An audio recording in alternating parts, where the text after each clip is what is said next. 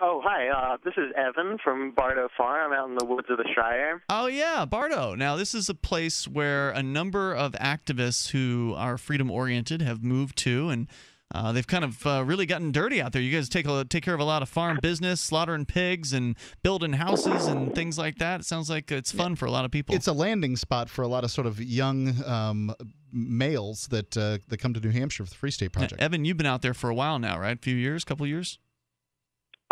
No, actually, I just moved out this spring. Oh, wow. Now, are you the emperor of Bardo? I'm the emperor of myself, and Bardo's pretty tolerant of that. Well, the reason you I'm asked also that their question, sir. Mark, was because this is Evan, who was formerly the emperor of Free Grafton, as I recall. But I'm still an emperor of Free Grafton, as I understand it. I don't think there was ever a recall election there. Okay, all I right. don't Well, know of any other stand by. election. It sounded like you might have been repudiating it there, so we'll bring it back. It's Free Talk Live. Go ahead, Evan. You're actually on at this point. Howdy. Yes. So I didn't really want to talk about my activities as a humble emperor. I'd rather talk about my activities as an industrious serf here at Bardo. All right. And lately, this project that I've been kind of obsessing about for the past few years and is finally coming to fruition is I'm building an earth-sheltered house. Earth-sheltered, meaning underground? That's a word you could use to describe it. Though it's more of an above-ground structure with an earthen roof that goes all the way down to the ground. So kind of like built into a hill. Yeah. You mow your roof, Ian. Okay. But so it's in a hill, not really underground, but kind of. I mean, earth sheltered sounds less crazy than underground, doesn't it? Right. That's one good reason to use that terminology. Earth integrated is another. Okay. Now, what are the benefits of this? I mean, I've heard that it's good for insulation. Is that true? Yeah, it's radically passive. Dry earth is a particularly good insulator, and several feet of it is sufficient as thermal mass and insulation to carry the heat of winter, or the heat of summer deep into the winter, and the coolth of winter into the summer for annualized thermal inertia. Now, what about dampness? I mean, it would seem to me like if you have earth as insulation, that you're probably going to be dealing with dampness. Dampness, indeed, is a problem that plagues many earth-sheltered structures that are poorly designed. And my design is based on the top three design criteria or problems, issues that I face are drainage, and moisture. And the way that I'm dealing with that is by a number of things. One of them is by making sure that the roof line matches the slope of the hill, and that every drop of water that lands on the roof has a complete downhill soil path. Makes sense. Additionally, there's overhangs, 4 feet of overhang on both sides, and there's a series of uphill ditches that redirect the water coming down the hill away and around the structure as part of the uphill patio, which in this design is integrated to be a food forest for some perennial polyculture. Now, did you come up with this on your own, or did you grab some prepackaged plans that somebody else had already done? How did you figure this all out? No, I'm totally stealing these ideas from more brilliant minds on the internet and books that I've read. Well, you're not stealing the ideas; you're borrowing them. Of course, you using can't own these ideas. Right? You're copying the ideas, and it's totally a good thing. Not theft, right? Indeed.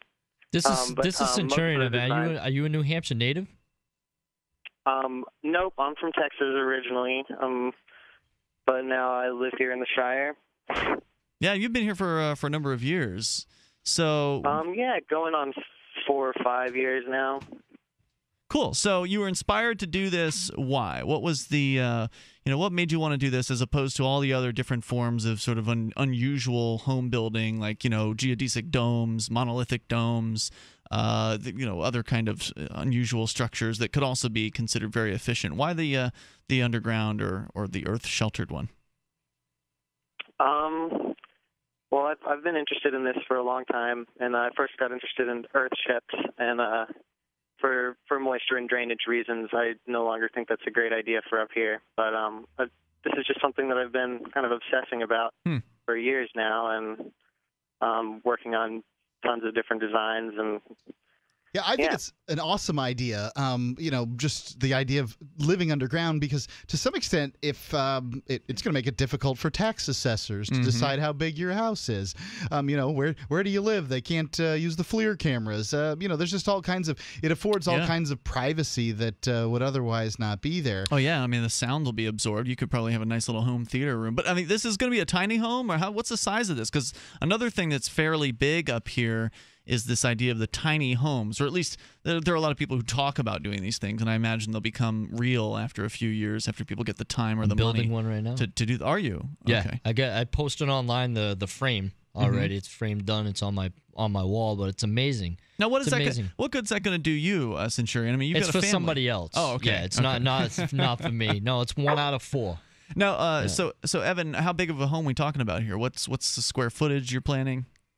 The interior square footage is about 325 square feet. Okay. It's basically 4 8-foot by 8-foot squares lined up. Like 3 of them are in a line, and then another one offset of that, and that's the downhill gable. Neat. And It the sounds other like 3 are the shed roof uphill. Sounds like you've got your work cut out for you, man. Anything else you wanted to share about the experience thus far?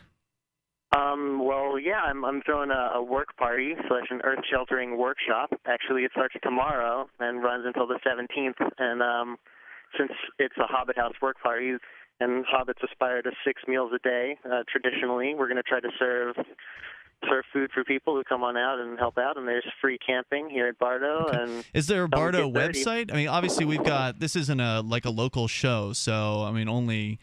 I don't know how many people are going to be able to come out to your thing. We can't really have everybody call in here and offer up their local event. But if you want to plug a website for Bardo, maybe does Bardo have a website? Because that'd be awesome. Yeah, I'm pretty sure it's bardofarm.com. Okay. And I'm not sure if we even have the event posted on there, but we should get that up. Yep, you definitely should. I wish you the best. Thanks, Evan, for the call tonight. The toll-free number is 855-450-FREE. Yep, bardofarm.com. There you go. Yeah, and they've got other cool stuff that they do there. Like I said, they're raising animals and, building stuff. And like you said, it's a landing place for a lot of people who maybe, if you don't have a whole lot when you move up to New Hampshire, perhaps as part of the Free State Project. From what I understand, they'll let you crash in return for work. You're going to have to work hard. Making us city people grow chickens. Yeah, things like that. Buy guinea hens and I want nothing to do with it personally, but, They've got a lot of pigs there, too. So I got some pigs from them last year. So there you go, 855-450-FREE, and now you know something about underground houses you might not necessarily have before. Free Talk Live, 7 nights a week from 7 to 10 Eastern, live on the Liberty Radio Network at LRN.FM.